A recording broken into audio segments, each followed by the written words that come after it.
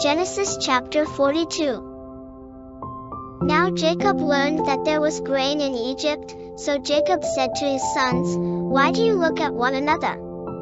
He said, "Look, I have heard that there is grain in Egypt. Go down there and buy some for us from there, so that we may live and not die." So Joseph's 10 brothers went down to buy grain from Egypt.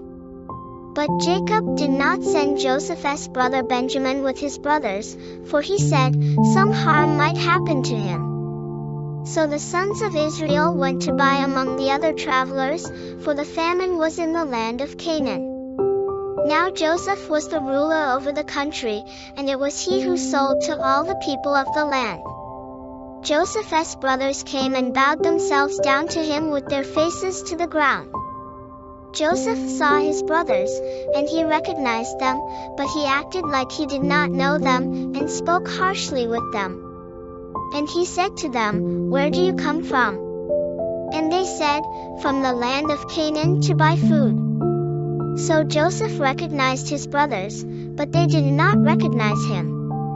Then Joseph remembered the dreams which he dreamed about them, and said to them, "You are spies. You have come to look for the vulnerabilities of the country."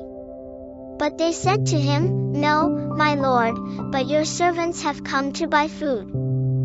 We are all sons of one man. We are honest men. Your servants are not spies." But he said to them, "No, but you have come to look for the vulnerabilities of the country." But they said, "We, your servants, are 12 brothers, the sons of one man in the land of Canaan, and look, the youngest is now with our father, and one is no more." But Joseph said to them, "It is as I said to you, saying, You are spies. This is how you will be tested. By the life of Pharaoh, you will not leave from here until your youngest brother comes here. Send one of you, and let him get your brother, and you will stay in prison, so that your words can be tested, whether there is truth in you. Or else, by the life of Pharaoh, surely you are spies." So he put all of them together in prison for 3 days. Then Joseph said to them the 3rd day, "Do what I say, and live, for I fear God. If you are honest, then let one of your brothers remain confined in your prison, but you go and carry grain for the hunger of your households. But bring your youngest brother to me so that your words will be verified, and you won't die." To this they agreed. Then they said to one another, "We are certainly guilty concerning our brother, because we saw how distressed he was when he pleaded with us, and we wouldn't listen. Therefore this distress has come upon us." Reuben answered them, saying, "Did I not tell you, saying, Do not sin against the boy, but you wouldn't listen? Therefore, look, now comes a reckoning for his blood." Now they did not know that Joseph could understand them, since he was speaking through an interpreter. He stepped away from them and wept. Then he returned to them and talked with them. Then he took Simeon from them and bound him in front of them. Then Joseph gave orders to fill their bags with grain, and to restore every man as silver into his sack, and to give them food for the journey. And it was done for them. They loaded their donkeys with their grain, and departed from there. As one of them opened his sack to give his donkey food at the lodging place, he saw his silver. Look, it was in the mouth of his sack.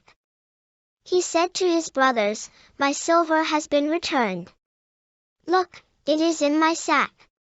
And they were dismayed, and they turned trembling to one another, saying, "What is this that God has done to us?" Then they returned to their father Jacob to the land of Canaan, and told him all that had happened to them, saying, "The man, the lord of the country, spoke harshly to us, and he put us in custody as spies of the country. But we said to him, We are honest men. We are not spies. We are 12 brothers, sons of our father, one is no more, and the youngest is now with our father in the land of Canaan. The man, the lord of the country, said to us, "By this I will know that you are honest men. Leave one of your brothers with me, and take grain for the hunger of your households, and go your way. Bring your youngest brother to me. Then I will know that you are not spies, but that you are honest men. So I will deliver your brother to you, and you may travel in the land." Then it happened as they emptied their sacks, that look, every man's bag of silver was in his sack. When they and their father saw their bags of silver, they were afraid. Then their father Jacob said to them, "You have deprived me of my children. Joseph is no more, Simeon is no more, and you want to take Benjamin away. All this has come against me." Reuben spoke to his father, saying, "Kill my 2 sons if I do not bring him to you. Put him in my care, and I will bring him back to you." But he said, "My son will not go down with you, for his brother is dead, and he alone is left. If harm should happen to him on the journey you are taking, then you will bring down my gray hairs with sorrow to Sheol."